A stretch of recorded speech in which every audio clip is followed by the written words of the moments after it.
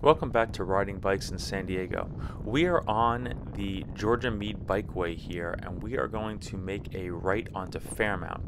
Interesting fact is that that bikeway is there. There's also painted bikeways on Fairmount north of here, but once we turn to go south, the bike lane disappears. This is just an example of disconnected bike networks across San Diego.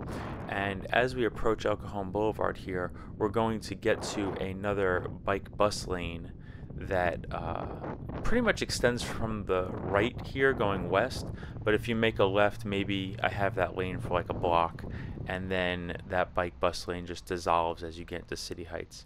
So we're waiting at this intersection. Now, I'm in the left lane, and I know some folks are going to give me a hard time about being in the left lane, but my intention is to ride to University and make a left. So rather than weave back and forth in lanes, I'm going to stick with my intention. And in fact, right here, I decide to jump this red light because I don't want the drivers behind me to be impatient. I don't want them getting right up on me.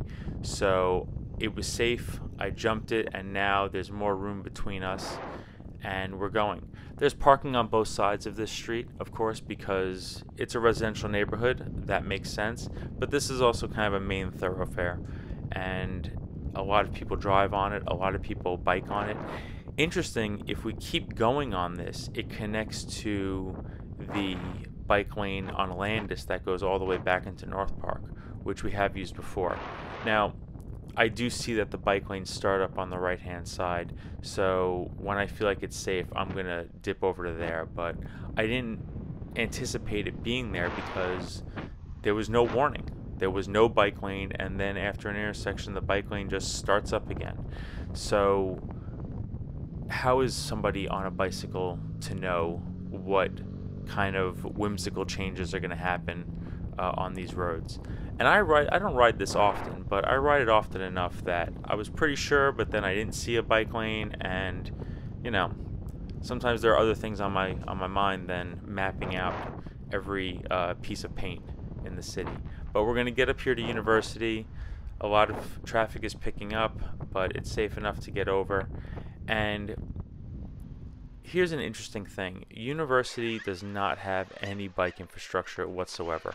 Also, I wanted to make this video to highlight that they're doing a bunch of construction on University in City Heights right now, and it's been long going. So we're gonna look at some of that and ride through a bunch of that right now. What I think is interesting is that it is some pretty heavy construction, and I wanted to try to figure out what project this is a part of, and I'm not exactly sure because when I looked up the University Bikeway project over on the Sandag website, which is, or maybe it's from Transnet, it's part of the regional bikeway projects, and it's at Keep San Diego Moving, and I'll put that link in the description down below. But right now, the portion we're on is still in the final design phase, so construction is still TBD. I don't know if the website's incorrect. I don't know if this is a different project than what Sandag intends for it to be, but it's pretty heavy. So see it bottlenecks right here, and there are a couple of guys cycling on the sidewalk, and you know how I feel about cycling on sidewalks. They can do it. They seem to be moving really slowly, but I'm going to be going for another 5 or 6 miles past here, so I don't want to jump on the sidewalk. I don't want to have conflicts with pedestrians. If anybody's walking a dog, I just don't want to get into that. Also, this is predictable enough for me. It's slow traffic enough for me. The person behind me is giving me a lot of room, which is kind of nice. And when things slow down, there is enough room in the gutter, and there'll be some room when we get ahead to get around. This is one of my favorite things, just going by drivers. This construction's been going on for a long time, and I'm noticing that some of the curb is painted red and some of it has no paint at all, which means that there was parking here, and I wonder how it's going without parking at the moment due to all this construction that's taking a while.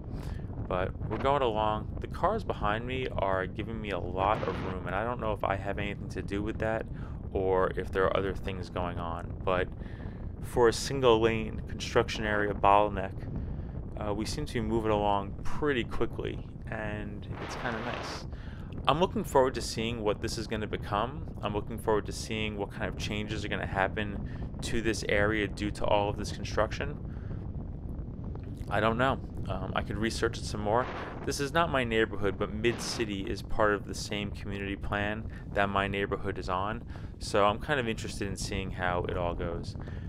As we approach Euclid here and the tower bar you could see over in the distance, the video is going to speed up in a moment, but I guess what I want to point out is that nothing happens from here. From here, it's all sharrow for quite some time until we get another couple of miles, and then some bike lane picks up, but the real, more substantial and consistent bike lane picks up as soon as we get to the city of La Mesa, because people who ride bikes around this area know that you know that you've entered La Mesa when the bike lanes are a little more consistent on El Cajon Boulevard and University.